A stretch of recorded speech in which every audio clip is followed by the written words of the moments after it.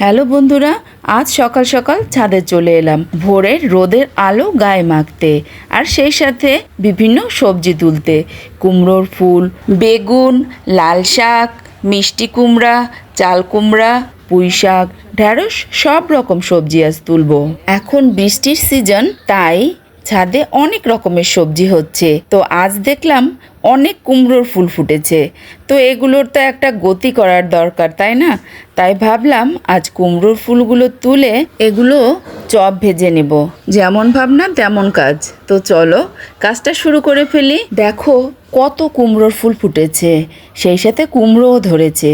ইতিমধ্যে দুটো কুমড়ো কাটাও হয়ে গেছে এবং সেগুলোর টেস্টও খুব ভালো। কুমড়োর ফুলগুলো কেটে নিয়ে ছাদ থেকে নিচে চলে এলাম। তো চলো কুমড়োর ফুলগুলো কেটে সেগুলো প্রসেসিং করে কাজটা শুরু করে দিই। ডাঁটি এবং ভিতরের মঞ্জুরিগুলো কেটে পরিষ্কার করে নিচ্ছি। এবার ব্যাটার গোলানোর পালা।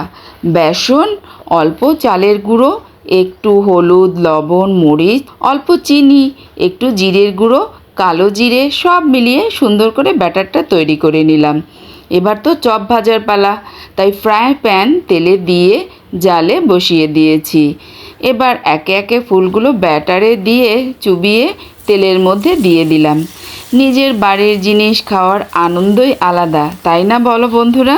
আমার তো এই সবজিগুলো খাওয়ার থেকে দেখতে আর এগুলো তুলতেই বেশি ভালো লাগে। কুমড়োর ফুলগুলো এপিট ওপিট করে সুন্দর করে ভেজে নিলাম। একটু গোল্ডেন কালার আসার পরে এগুলো তুলে নিলাম। ভাজার পরে কুমড়োর ফুলের চপগুলো দেখতে বেশ চমৎকার হয়েছে। আমার ছেলে আর মেয়ে এগুলো তো পেলে মহা খুশি। এবার গরম গরম মুচমুচে কুমড়োর ফুল সবাই খেয়ে ফেলি চলো।